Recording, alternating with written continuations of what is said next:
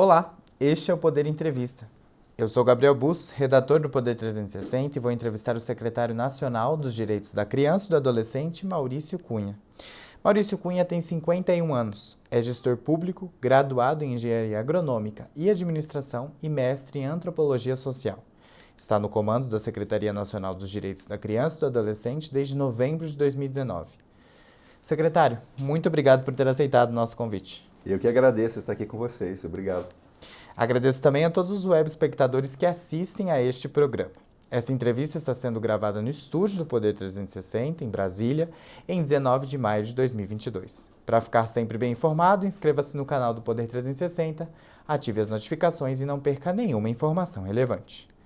Eu começo essa entrevista perguntando: quais foram as principais ações do governo federal para crianças e adolescentes nesse primeiro mandato do governo Bolsonaro? Olha, a gente tem trabalhado muito forte para colocar a criança no centro da agenda política, da agenda pública. Como manda a Constituição. Na verdade, a gente só está cumprindo a lei que estabelece criança e adolescente como prioridade absoluta.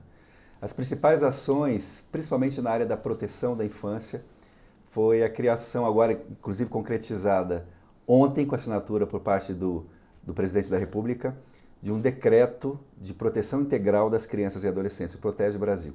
O que é o Protege Brasil? É um decreto, é um programa que abarca várias ações políticas, programas, projetos que combinados fazem esse trabalho da defesa dos direitos da criança e do adolescente. Desde a defesa contra todas as formas de violência, aí a violência sexual, a violência física, psicológica, institucional, a proteção das crianças e adolescentes indígenas, que é algo que nos preocupa muito, o combate à gravidez na adolescência, enfim, são uma série de ações combinadas e estruturantes que juntas nós temos conseguido fazer com que alguns indicadores da infância melhorem no país, como a redução da letalidade infanto-juvenil, que já caiu 41% desde 2019, a gravidez na adolescência já caiu 18%, e estamos trabalhando também muito forte para estruturar o que a gente chama na área da infância de sistema de garantia de direitos, que são todos os órgãos, os profissionais, conselhos tutelares que trabalham na defesa, na proteção, na promoção dos direitos da criança e do adolescente. Então nós já equipamos centenas e centenas de conselhos tutelares, por exemplo. Mais de 1.500 conselhos tutelares. Criamos uma Escola Nacional dos Direitos da Criança e do Adolescente para capacitar gratuitamente todos os cursos virtuais, gratuitos, certificados pela Universidade de Brasília. Dessa forma a gente está na estrutura, na capacitação, na conscientização, na parceria com estados e municípios, com o sistema de justiça, criando equipamentos públicos de proteção. É uma ação integrada em diversas frentes, em parceria com o parlamento também, trabalhando bem forte na defesa e na promoção dos direitos da criança. Secretário, o mês de maio é conhecido como Maio Laranja, o mês de combate ao abuso e à exploração sexual infantil. O governo anunciou, o senhor mencionou que o presidente assinou um decreto, mas o governo também anunciou o lançamento do Observatório Nacional da Criança e do Adolescente. E eu queria que o senhor me explicasse um pouco o que é esse observatório e como é a sua atuação. O observatório é uma grande plataforma virtual, ele ainda está sendo construído, mas já entregou vários produtos de enfrentamento à violência sexual contra a criança na internet, a violência online, que é algo que nos preocupa muito, né? Hoje, ainda mais com a pandemia, uma boa parte do público que acessa a internet hoje já são as crianças e adolescentes e, infelizmente, a internet se tornou um ambiente de violência contra a criança, de várias formas, seja no bullying, por exemplo, chamado cyberbullying, mas nos preocupa muito o abuso e a exploração sexual. Hoje, infelizmente, imagens de crianças são vendidas, isso se tornou um mercado. Isso alimenta redes de pedofilia, movimenta um mercado lucrativo. Existem pessoas que gostam de documentar imagens de crianças sendo abusadas para vender essas imagens. Então, temos feito um trabalho bem duro de enfrentamento a isso. E o Observatório é essa grande plataforma de estudos, melhores práticas, propostas de políticas públicas, orientações para as famílias também, de como cuidar das suas crianças no ambiente virtual. É uma parceria com a Universidade Federal do Paraná e estamos entregando aos poucos aí os produtos e anunciaremos também o Observatório no Encontro Mundial de Proteção da Infância na Internet, que vai acontecer agora no final do mês. No Parlamento Europeu, o Brasil vai ter um papel protagonista, o Brasil é um dos anfitriões do evento, embora sendo lá na Europa. Nós vamos anunciar todas as ações que nós temos feito desse enfrentamento. Como assegurar a proteção integral das crianças e dos adolescentes num país tão grande como o Brasil? É um país grande, mas nós temos um arcabouço normativo muito interessante. Nós temos um Estatuto da Criança e do Adolescente, nós temos Sistema de Garantia de Direitos, nós temos conselheiros tutelares em 99,7% dos municípios brasileiros, praticamente todos. Nós temos rede de proteção, nós temos Ministério Público. Então, é possível, sim, engajar a sociedade num tema que é convergente, que é o tema da proteção da infância.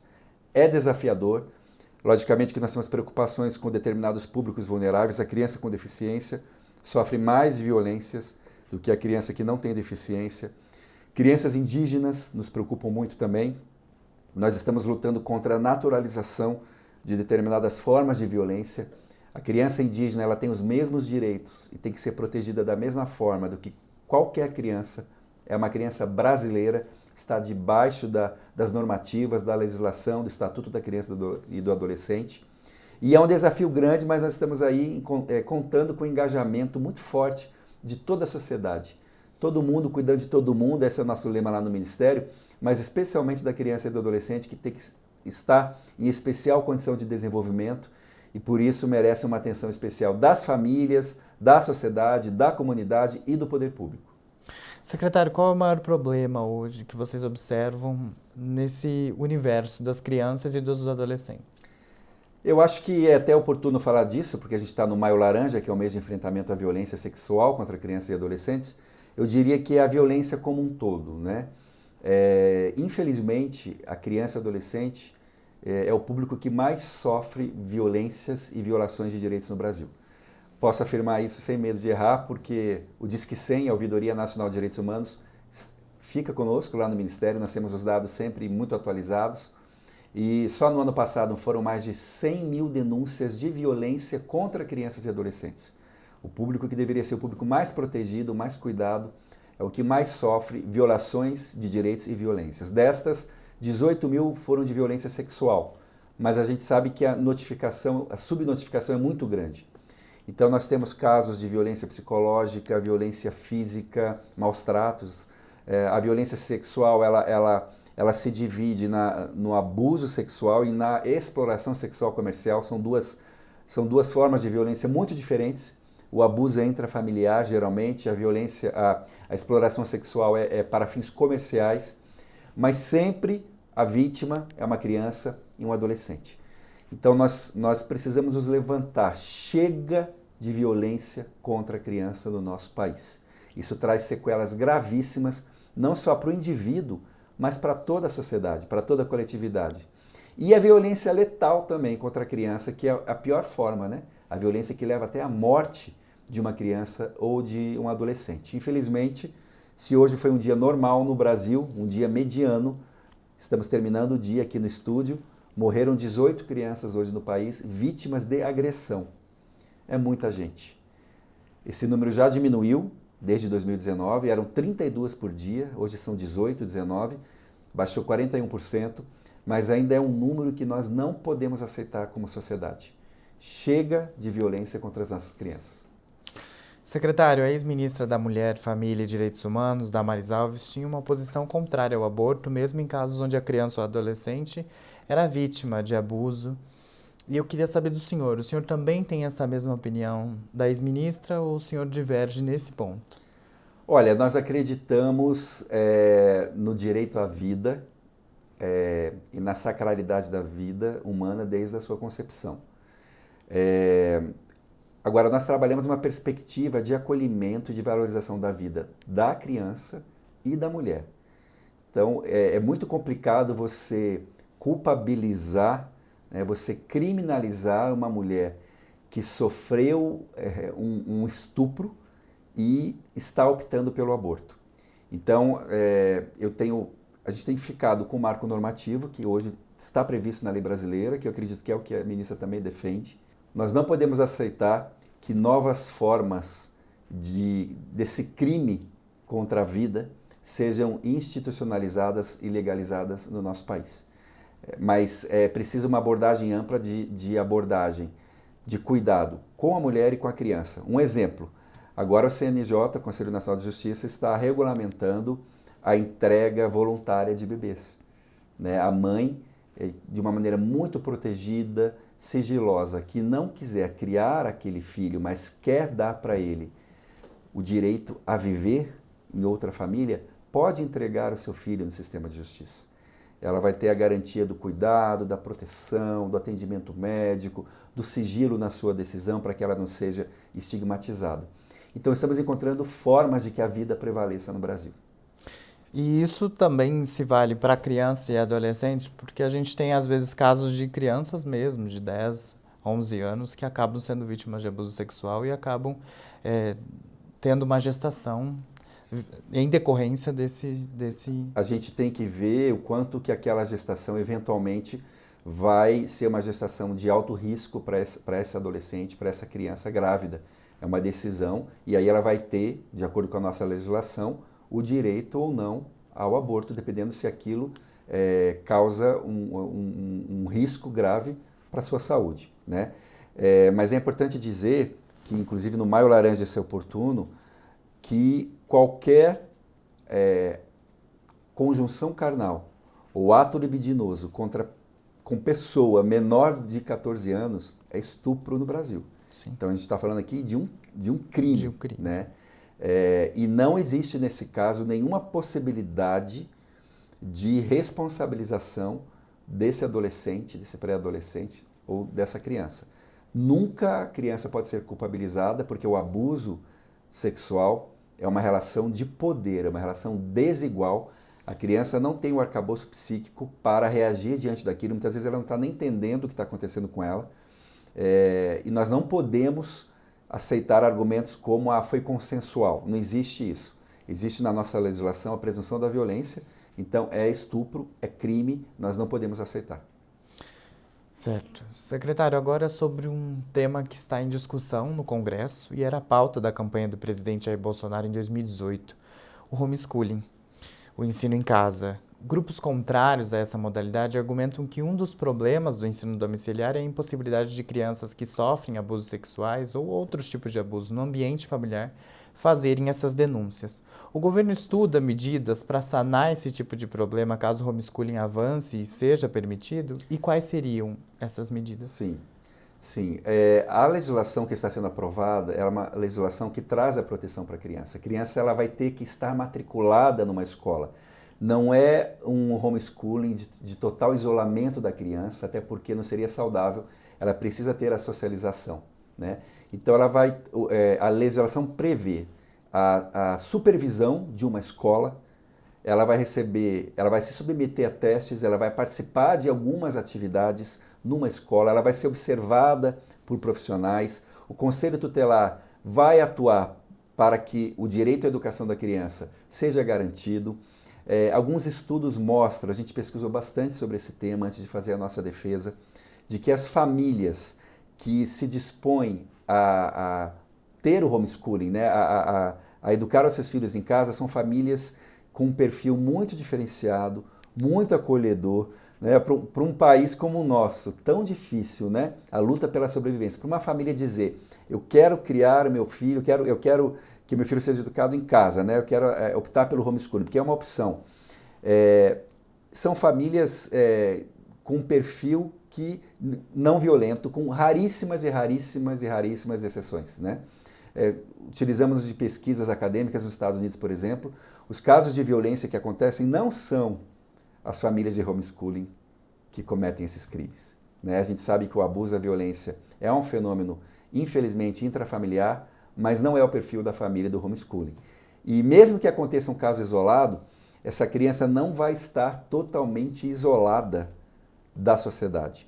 E um outro avanço prático que eu posso citar, nós acabamos de lançar também um aplicativo, por exemplo, que é para que as próprias crianças e adolescentes possam fazer as denúncias de violências sofridas, elas mesmas, numa linguagem apropriada a elas, uma linguagem lúdica, uma linguagem educativa. Ela vai se identificar através de um desenho, né? Vai ter a versão Kids, a versão Teen, e ela vai ser conduzida a um atendente especializado de Disque 100. Então é uma forma também de que as crianças, não só que estejam eventualmente em homeschooling, mas mesmo na escola, porque a escola, infelizmente, também pode ser um ambiente de violação de direitos, né?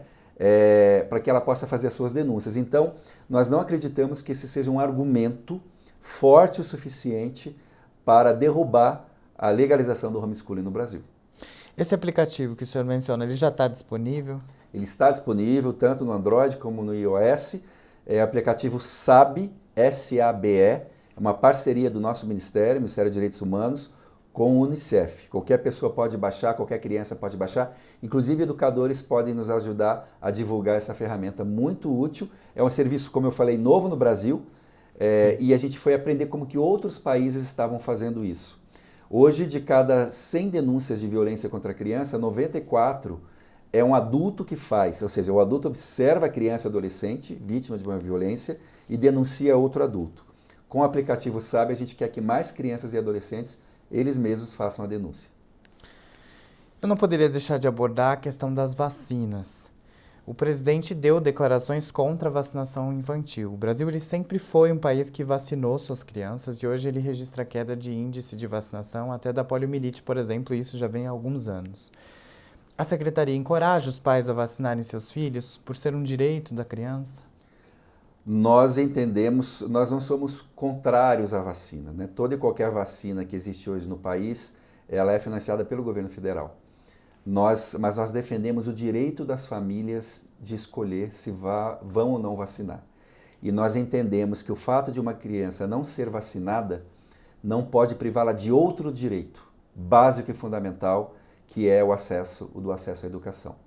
No caso da vacina contra a Covid-19, nós entendemos que o não vacinar por uma escolha dos pais, por ser uma vacina ainda experimental e pela criança e adolescente serem grupos de baixo risco à Covid, a gente entende que se uma família optar por não vacinar, isso não é a violação do direito à saúde, porque a vacina da Covid-19 não está no Programa Nacional de Imunização ainda. Pode ser que em breve chegue a ser. Aí, de fato, vai ter que se cumprir o preceito do direito à saúde, como está no ECA.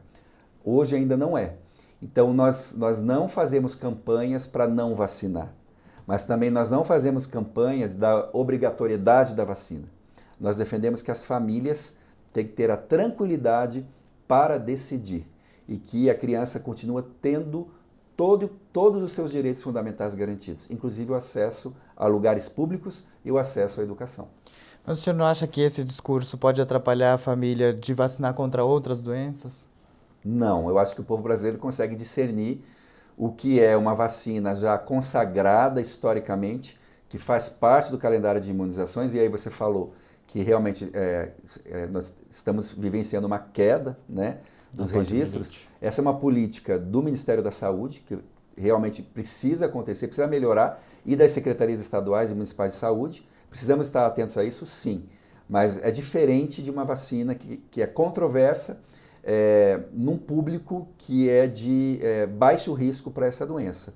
Então, eu acho que as famílias brasileiras sabem discernir e nós não somos contrários à vacina. Nós somos contrários à imposição de uma obrigatoriedade nesse momento. Certo, secretário. Chega ao final esta edição do Poder Entrevista. Em nome do Jornal Digital Poder 360, eu agradeço o secretário Maurício Cunha. Prazer. Agradeço também a todos os web espectadores que assistiram a este programa. Esta entrevista foi gravada no estúdio do Poder 360 em Brasília, em 19 de maio de 2022. Para ficar sempre bem informado, inscreva-se no canal do Poder 360, ative as notificações e não perca nenhuma informação relevante. Muito obrigado e até a próxima.